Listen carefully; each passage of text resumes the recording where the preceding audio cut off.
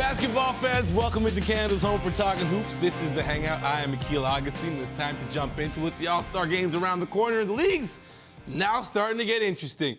I introduce a man who I have a tremendous amount of respect for. I watched him grow as a young journalist, a member of the athletic family. He's a little unathletic himself. Blake Murphy! Yeah, how you doing, buddy? Thanks, man. I got you. Not as good now, but yeah, thank you. It's not Trey Songz. Tory Lanez, ladies and gentlemen. Tory Lanez has decided to come on set. He's currently got some beef with Don Q. We're going to get the knock. Listen, you got some nice digs here, man, but go ahead. You got some nice digs. Go ahead, man. I got you. You know him and love him from, of course, our sister program, NBA XL, where you hold it down. And then, of course, the new guy over here, he's got a beard. I've done this before, but not with a beard. Yeah, so you're a whole new person because of the beard, though. Thank you. All right, why are you doing that? Are you my parents? Like, they're asking the same thing, but I like it. I like your face. I like more faces. Tell him because you can. Tell him because you can. Because I can. Okay, you're trying to be like him. You're trying to be like Tory Lanez. All right, let's jump into it. The big news around the NBA right now is Anthony Davis has been fined $50,000 for letting little Rich Paul go and tell people where he wants to play. Let's get it out of the way right now. Is there any chance he ends up in LA? It feels like, you know, that's where he wants to end up, right? And so because of that, I feel like he's not going to end up in LA because there's too many pieces kind of conspiring to get him there that it just seems now with this fine, with the tampering talks, et cetera, it's impossible to get him there right now, I think. Is he going to get there long term? Yeah, right now, I don't think so. So I think if that was the issue, he would have came out originally and said, listen, I want to go to LA. It wasn't a matter of him saying, or Rich Paul saying he wants to go to a championship team, he wants to win now. That's what he's saying, right? Yeah. So, I mean, the Lakers are in no position to win. So, the Lakers are in what, ninth? Yeah. Ninth place in the West? They're in no position to win right now, right? He wants to go to contender. You know, if that's the case, I mean... You really believe that they're not a contender with Anthony Davis and LeBron James on the roster? Well, there's only 2 players, man. You got to win with 12. Two pretty good players, though. Do you really win with 12? Name me 12th guy on the Golden State Warriors team. Doesn't matter.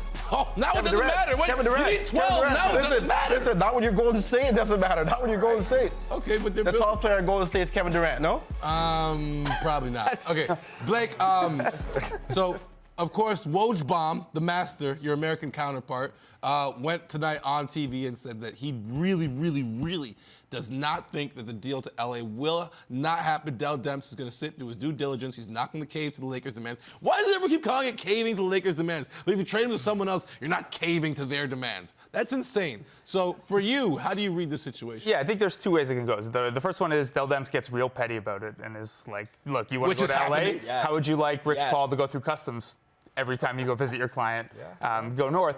I think, though, if you're operating as the Pelicans, yeah, it sucks that there was tampering there, that he came out and made the trade request. You still have to make the best trade for you as a team. And if you determine that that's a package built around Ingram and Ball and Kuzma or whichever of those guys, or if you determine it's the summer with Tatum on the table, or if you determine it's something else, I don't think you can really let how much you dislike how it's been handled dictate that. You have to make the best move for your franchise still. It was interesting, though, because as well, it's like also come out and been put out there that Anthony Davis, wherever he goes this year, and you know he can opt out after 2020. It's going to be a rental, right? Yes, like it's a rental. He can still get to LA in a couple years. Maybe they're a little better than they are now. Maybe some of those kids are a little better. They don't have to give him up to get him right now, because even if they give him, like you said, they're not winning like this year. They're not winning next year unless they get one of these other big guys. Really? But in a couple years, prime, it could. Okay. Yeah, but LeBron. I'll challenge that idea and say this: if they pull this trade off. And shouts out to Nick Wright is he with Fox? I don't know. But he pointed out that if they don't trade Caldwell Pope, that $30 million comes off the books, so they get AD, they have LeBron James, and they have another max contract available, right? I believe that team is a competitor in the Western Conference because they've got the best player in basketball and one of the best young guys. So, on that note, yeah, who's in the driver's seat here? Is it the New Orleans Pelicans or is it AD?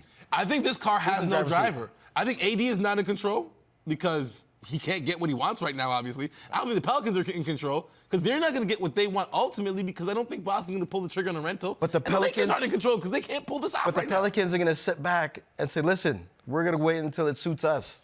And that's why I think they're in control. Right? Like, so they still have the power and authority to hold out for a better deal, because this is not like a, mid-tier star. This hold is a out for a better deal. Listen. Let me ask you something. If you know he won't re-sign. But you still have 2 years to figure that out, or a year and a bit to figure that out. Two things. You still hold him hostage then, right? Not the other way. I want to hear what Blake has to say, so I'll let you go quickly. Two things. Yeah. The Pelicans, the city of New Orleans is not taking 2 L's. They got a bad call against the Rams, against the LA Rams. Listen. They're not in a position of power. Listen. They took an L against the LA Rams. Uh-huh. They took an L. They're not taking another L against. Trade this guy over to LA because he wants to go. So They're gonna do what suits them best. Blake, help me here. Help me with this football reference that I'm dealing with. It is the same ownership, though. We'll give you same that. ownership, not the same GM, and Dell Demps has his job to worry about. So Yeah, he's done a lot. I think, like I said, you have to make the best move for your franchise.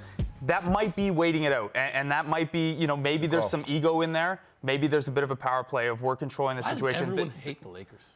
I think it's because they're trying to dictate this, right? They're trying to. I mean, the Lakers aren't, but LeBron's agency puts out this statement saying he wants to go to, Okay. there's a reason why it's all like, He mentioned Demps. Demps almost dropped the ball with that Chris Paul trade in 2011. You remember? Okay, all right. Trying to get fleeced again. yeah. Let And me- the league had to To the step Laker. in. 100%. Let me step in. throw. I can't believe Dell Demps has been employed in this position for this long. And Stern called him out. Neither can Dell Demps. Stern called him out in October. So listen, man, this yeah, he guy's did. a lousy he GM. Did. He did. Okay, so I wanted to talk about the Raptors angle because the fans will grill me if I don't throw their name in the hat. But you know what? I'm going to save that for later because I think that there's more than enough to chew about this. Where does he end up? Where does he? I just want to ask you, like, in your own personal opinions, where does he end up for you? I think he stays in New Orleans for the remainder of this year. I think it's Good call. just too quick Good call. to get a I'm not deal asking that- this year. All right. I want you to put a think different jersey on Anthony Davis. Boston. Okay. There. That's it. Boston. You got 2 for Boston, man. Yeah. I still think Lakers end up the most likely. So it depends, like, the when, there's though, so right? much It's like pressure, when. and they're gonna feel, the pressure to do that, whether they need to or not. It And happens now before trade deadline. Yeah. Yeah, I think so. I don't. Ooh, I'm not talking. This is not like a 70-80%. I'm talking like 51% if I have to choose. I like it. It's not what I would do, but I think the pressures of it might work out that way. If they pull the trigger on this Anthony Davis deal, do they need to pull the trigger on a Mirotic, Holiday? Yeah. Yeah. Mirotic, Mirotic is Holiday, key. Etuan Moore, Mirotic is key. Jaleel Okafor's been playing well lately. Anyone who's not nailed down there, Holiday would have some nice value. His contract's a little he's got tough. value. Great player. His contract's a little tough to move, but he's awesome. And then Mirotic, Etuan Moore, those are guys that could Randall's step there in and too. be in a playoff rotation right now. Yeah. These guys had a big game against the Rockets, man, last night, man. I mean, they band together without AD and won.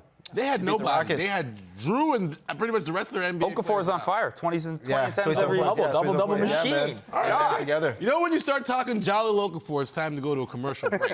So here we go. Still more to come on Canada's Home for Talking Hoops. When we return, we got to round up your Toronto Raptors, who have the biggest game of the year on Thursday. It's like the 3rd biggest game of the year. Man, we're going to run out of these things soon. We'll be back on Hangout.